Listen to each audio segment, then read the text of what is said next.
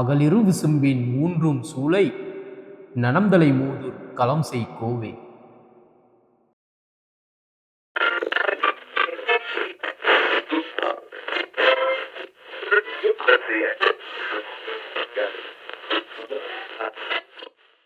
கொசப்பட்டாங்க வாழ்வாதாரமே. கொசப்பட்ட பிறந்தாங்க நீங்கள் எங்கள் பேர்.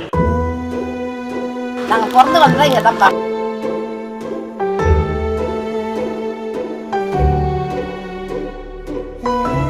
ஏரி மண்ணிலேருந்து மண் கொண்டு வருவாங்க.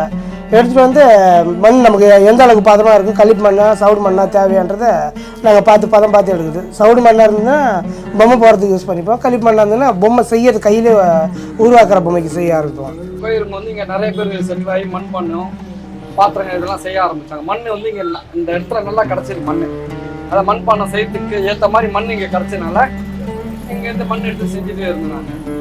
என்ன சொல் கேட்குறாங்கன்னா மண்ணு தானே சொல்றாங்க. மண் எடுத்து கையில் கொடுத்தா அதை பொம்மையாக்கிடுவாங்களா அவங்க. டையில இருந்து நாங்கள் பிள்ளையார் எடுத்துருவோம். எடுத்துட்டு இந்த பொம்மையை காய வச்சு அதை சூளை போட்டு அதை கலர் பண்ணி பெயிண்ட் பண்ணி ஒருத்தர்கிட்ட ஒப்படைக்க வைக்கணும். அப்புறம் நாங்கள் வியாபாரமாக சேல் ஆகும். இப்போ வந்து பொம்மைக்காரங்க நிறையா இருந்தாங்க. தெரு ஃபுல்லாக பொம்மைங்க இருக்கும். இப்போ தெரு ஃபுல்லாக ஆளுங்க இல்லை பொம்மைங்க செய்யறதுக்கு இல்லை. கட்டிப்பாடு கற்றுக்கலாம் வந்துட்டு திஷ்டி பொம்மைங்க செஞ்சாங்க. அதுக்கப்புறம் உண்டிகள் செய்வாங்க.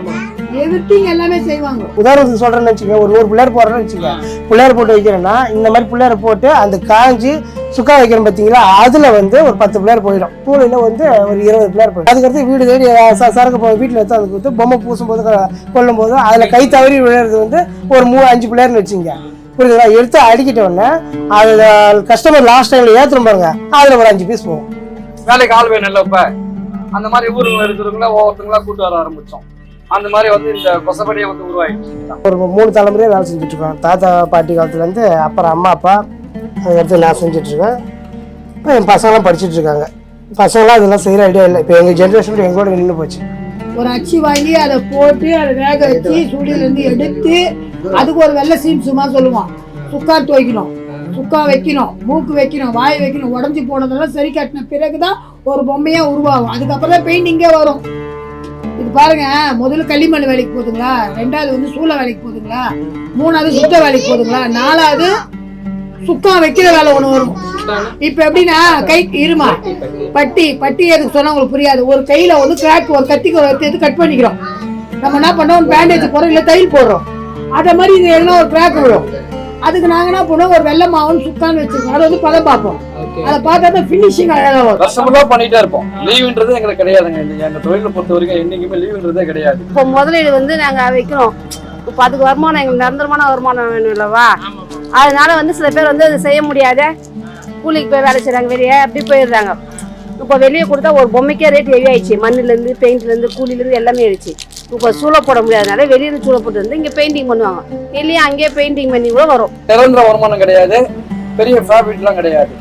உழைச்சா அதுக்கேற்ற கூலிய கண்டிப்பா இருக்கு இந்த தொழிலும். இன்னும் படிச்சுதான் நான் வெளியே போயிட்டு இருப்பாங்க. எனக்கு இன்னும் விருப்பப்பட்டு செய்யறேன் இந்த ஒரு வேலை. இதுல வந்து பலன் கம்மி, உடல் உழைப்பு ஜாஸ்தி. இதுதான் எங்க வாழ்வாதாரம். நாங்க யாருன்னு தெரிய வச்சது இந்த கொசப்பேட்டை தான். எங்க அப்பாவா எங்க தாத்தாவை தெரிய வச்சது இல்லையோ, இன்னைக்கு நாங்க தெரியல இந்த கொசப்பேட்டை தான் எங்களுக்கு. வாழ்க்கைக்கு தேவை பணம், எதனா கையில ஒரு உழைப்பு இருக்கணும். அது நம்ம கஷ்டப்படுறோம். நாங்கள் கதைத்தது கதைகளையும் கதை மாந்தர்களையும் பற்றிய கதையல். கலையின் கதை, நிழலாகப் போகிற நிஜத்தின் கதை.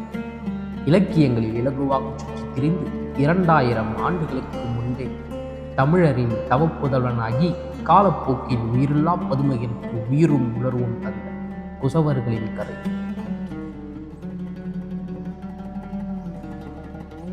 கொசப்பேட்டை எங்களால உருவானதுக்கு சொல்ல போனா